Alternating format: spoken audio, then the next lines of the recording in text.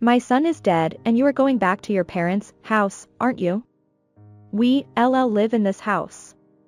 My dear husband Ted suddenly passed away.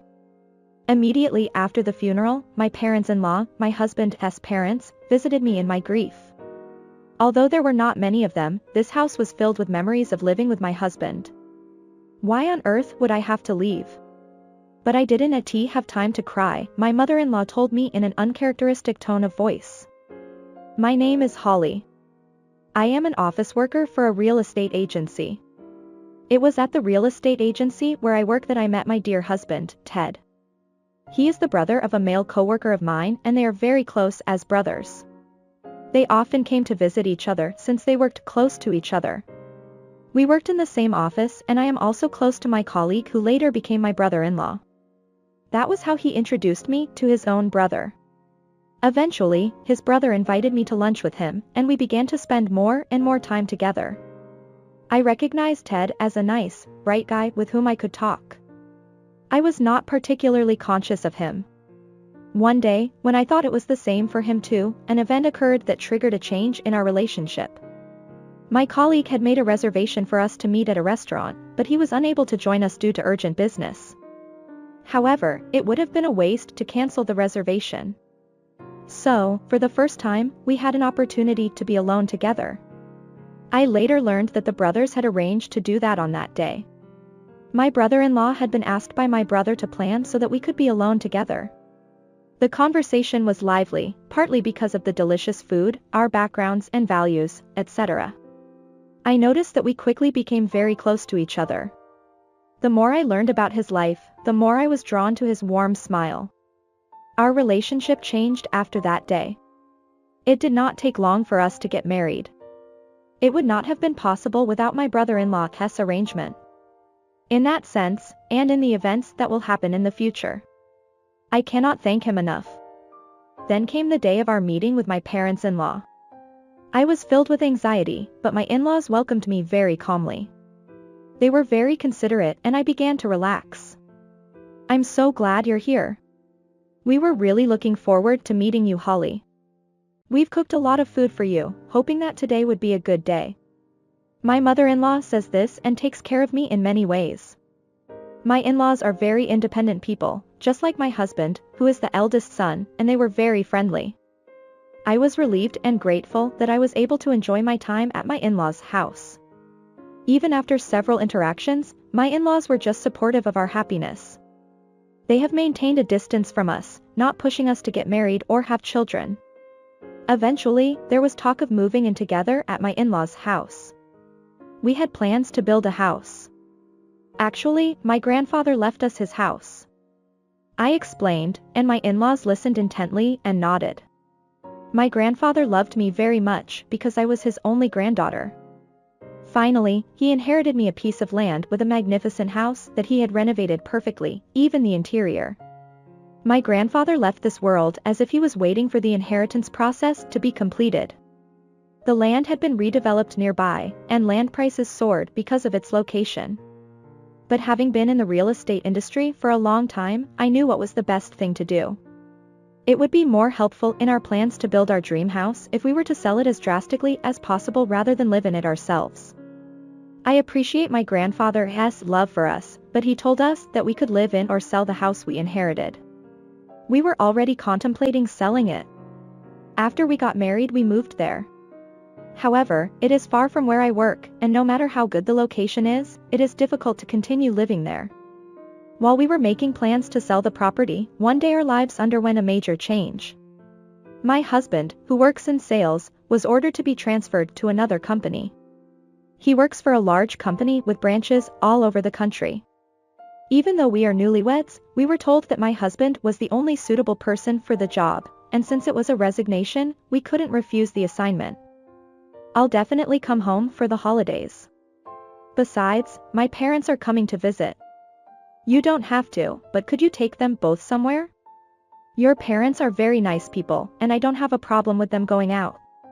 But it will be a while before we can give them the house. My husband will be moving out on his own. Suddenly, I had no choice but to endure my loneliness and worry and wait until the day we could live together again.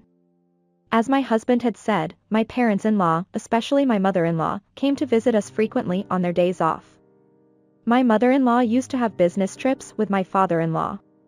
She would tell me how many times she endured loneliness while carrying her young children. You don't have to have children to nurture family memories. Come out with me. You'll feel better after a day of shopping. Let's go, Holly. Thanks to my mother-in-law, I never feel lonely, and in fact, it makes for a busy holiday. However, I began to notice something that bothered me little by little. On my days off from work, my mother-in-law almost always invites me out. That was fine, but by the time a month had passed, my mother-in-law's invitations were a bit pushy. She seemed to have no regard for my fatigue or housework. I want to take this week off. And my mother-in-law would reply, I am sorry. My mother-in-law frowned at me as if I was being selfish. But it's fun to go out with you, isn't it? Or is it that you don't like going out with me? Well, it's not like that. But since you take me out with you every week, you need a day off too, don't you? My mother-in-law looked sad. I hurriedly tried to clear up the misunderstanding, but she would not listen to me at all. When I agreed with her in a bewildered manner, she smiled and said, I'm sorry. She acted as if she had forgotten about my insistent pursuit of her. My suspicions about my mother-in-law's words and actions gradually grew. The only places she would forcibly lure me out to were places where expenses would be heavy. She would take me to brand stores for shopping and expensive meals. I would be made to pay for them. My mother-in-law often leaves the restaurant before I do, and I am forced to pay. She never thanks me for the payment or pays me later. Sure, I have a house and a good salary, so I am not worried about saving. But we've both been trying to save money. I couldn't help but feel uncomfortable with my mother-in-law's extravagant behavior. My in-laws would sometimes join us, but even then it was the same thing. Instead, my father-in-law joined in, and my burden only grew heavier. I knew I needed to resolve the problem, but it was difficult to talk to my husband about it. He did tell me that he would be back for the holidays. He is quite busy at his new post and is not able to come home very often. My mother told me you go out every week, are you doing well? Does it seem like there's nothing to worry about? When I connected my husband to the video phone, the dark circles under his eyes and his slightly emaciated cheeks were noticeable. I could tell that he was still tired from work. I felt bad about mentioning my problems with my mother-in-law there, so I tend to show my strength. She's been very good to me. Take care of yourself, Ted. I'm fine, so don't worry about me. I could not refuse to pay for my in-laws' companionship, while I had to play it down with my husband. However, their attitude gradually escalated. Finally, when I insisted that I could not go out today, she said something like this. Well, hey, can you lend me some money? What? I'm going to pay for it? Just a little. It's really just a little bit. I have already made reservations at a restaurant. I'll take friends instead, so can you just pay for what I don't have? I wanted to say no, but then the conversation would get complicated and we would never get anywhere. I gave up and opened my wallet. But I never behaved like this in front of my husband.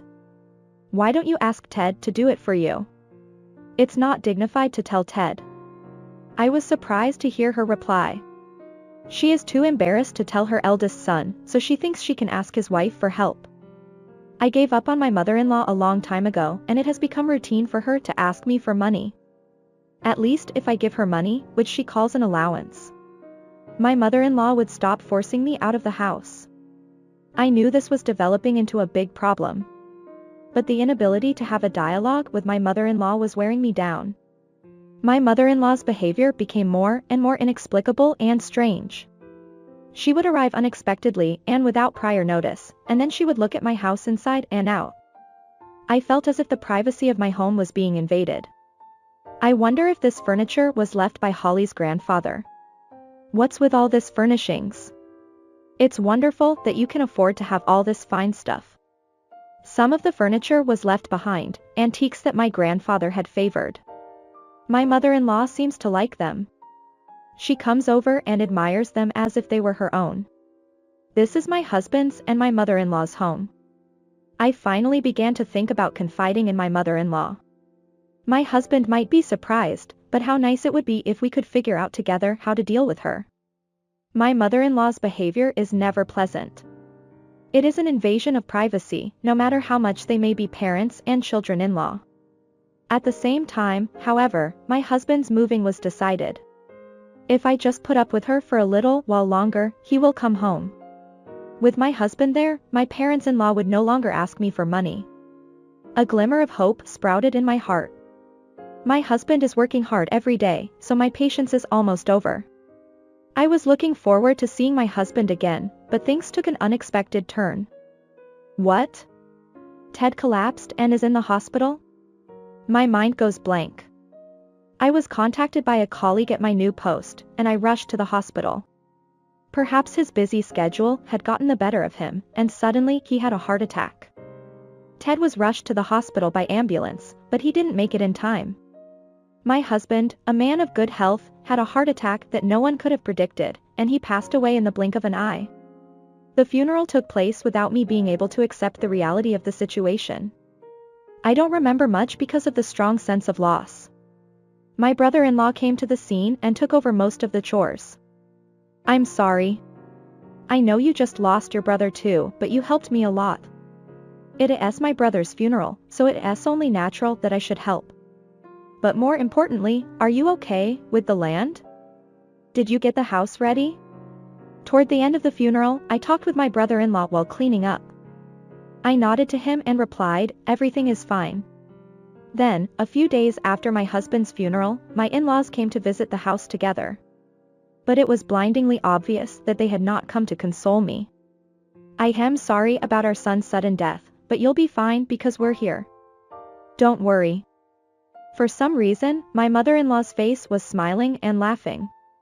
Even more surprisingly, she had arranged for a truck and inside it was packed with furniture and other belongings of my parents-in-law's house. I was so surprised and confused that I couldn't speak. This was a move, no matter how I looked at it. My mother-in-law and her family were about to move in without consulting me. What could have made them do this? But the answer is obvious. They are not after our land, are they? I was confused, but I put into words the concern that had been on my mind for a long time. My mother-in-law gave me a cold smile. The price of land has gone up a lot. I've been after this house for a long time. I mean, it was this inheritance that allowed you to marry my son. Since it was you who inherited it, I allowed you to marry him. I was speechless, filled with despair. Are you saying that you are going to live with me? What? What nonsense are you talking about? I asked in confusion, and my mother-in-law raised her eyebrows. Ted's death was an unexpected event. In fact, my mother-in-law was going to get the house even if it wasn't. My in-laws are trying to get rid of me and replace me as the owner of this land. And they seem to have assumed on their own that I would leave this house. My son is dead, and you are going back to your parents' house, aren't you? This house will be empty and I feel sorry for you, so we will live in it. So I'm telling you not to worry. My mother-in-law's smile turns into a crooked grin. I pointed out her mistake with trepidation. We've already sold this house, but... I tried not to laugh at my mother-in-law's misunderstanding, but I could not hide my half-smile.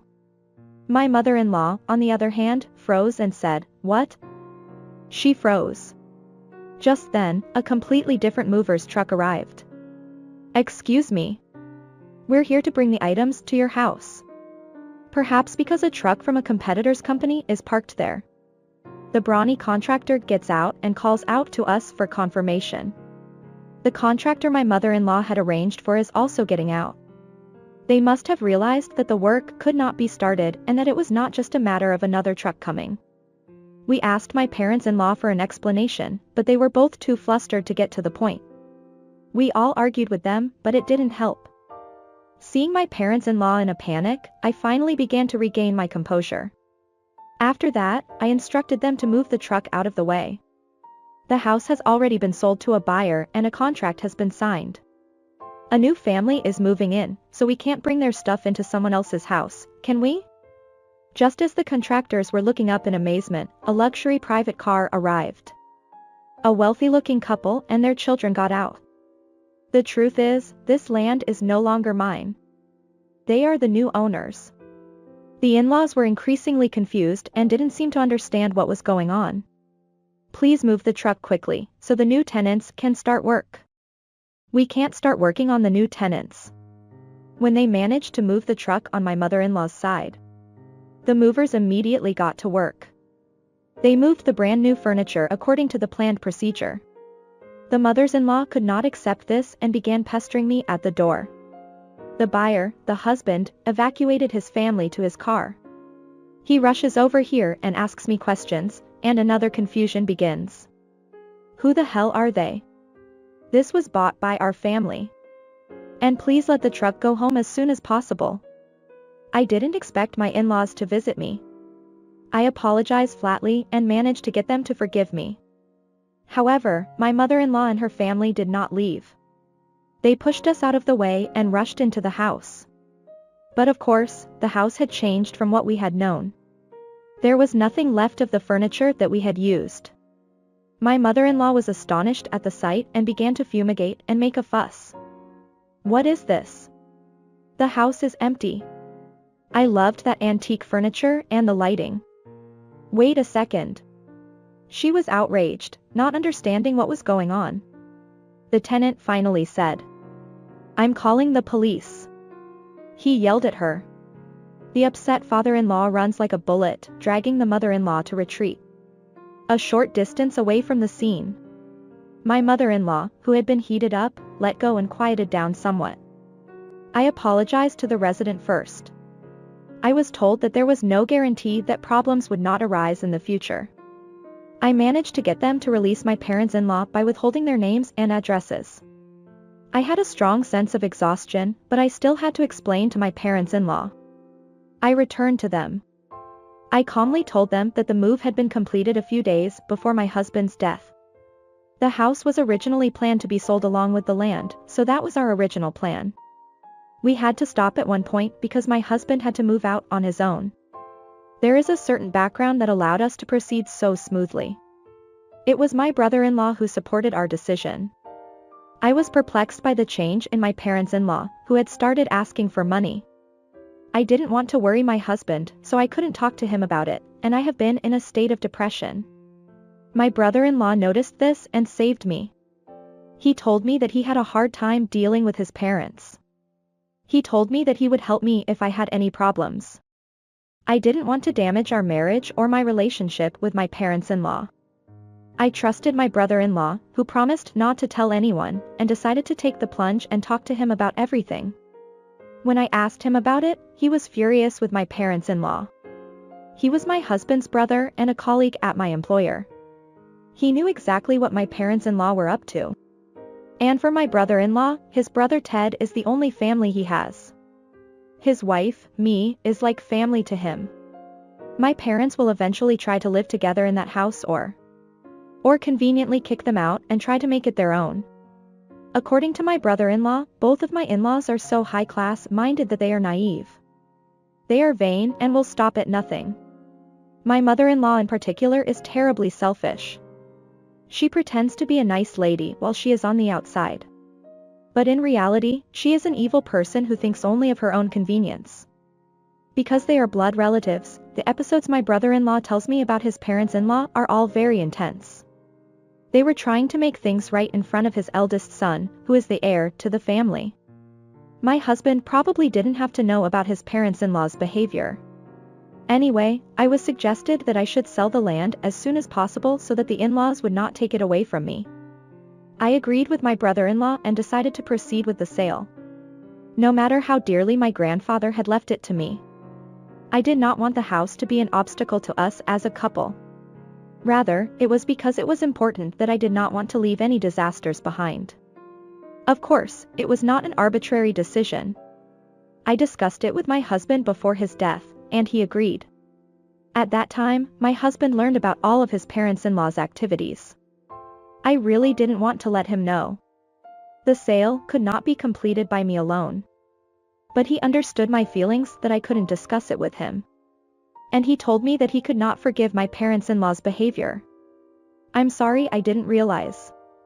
If it's okay with Holly, let's get the sale done before my parents make a move. I'm sorry that this house is so important to you, having inherited it from your grandfather. No, you should let it go rather than go through the trouble. My grandfather would agree with me that we should let it go rather than have trouble with it. I decided to sell the land not to get along with my parents-in-law, but to protect my future with my husband. As for the sale, my brother-in-law, who is an expert in real estate, did everything in his power. He helped me find the best buyer. All I had to do was to find a new place to live and move out as soon as possible, and act naturally so that my in-laws would not find out. The house was used as we lived in it, but it was as good as new, and I kept the price down for that reason. That way, we were able to find a buyer right away, and the sale was quickly consummated. That is the family that just arrived. We were actually going to wait for Ted's return at the new house we were moving to.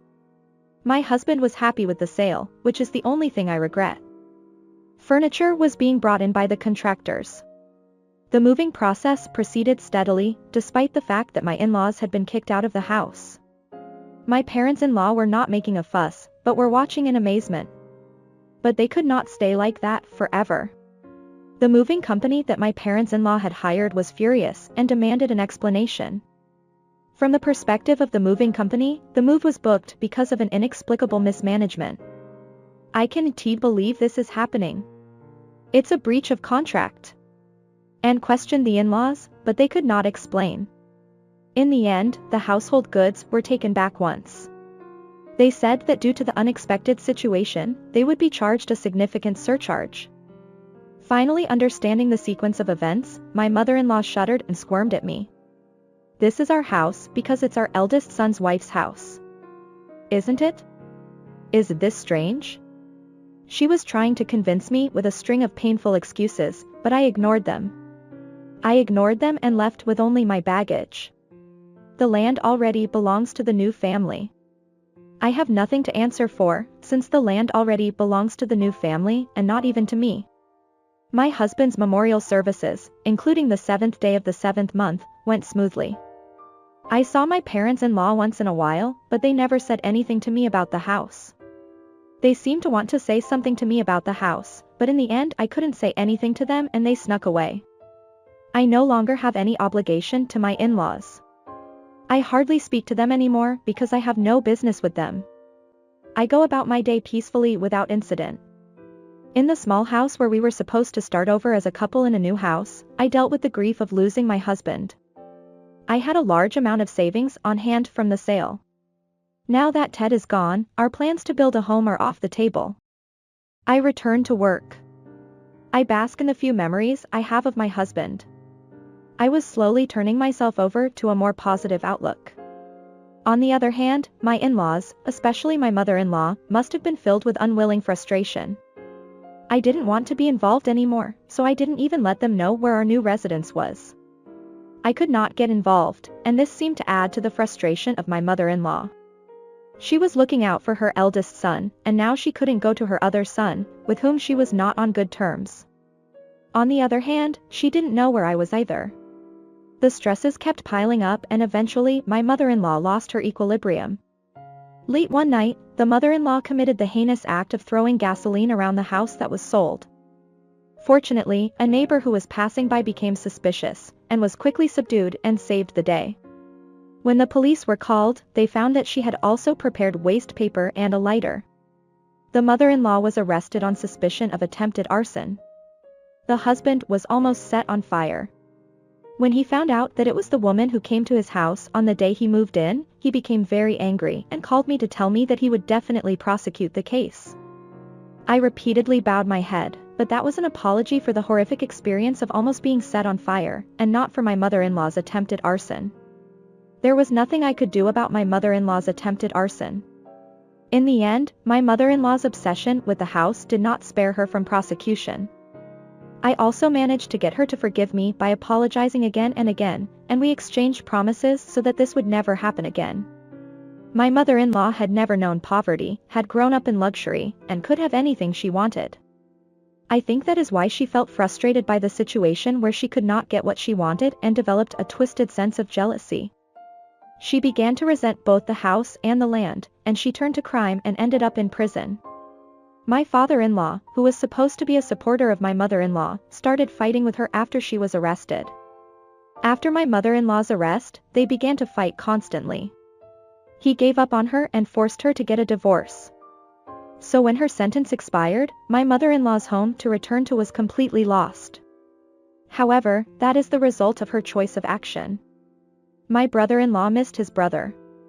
I can persevere because I have my sister-in-law. And he encouraged me.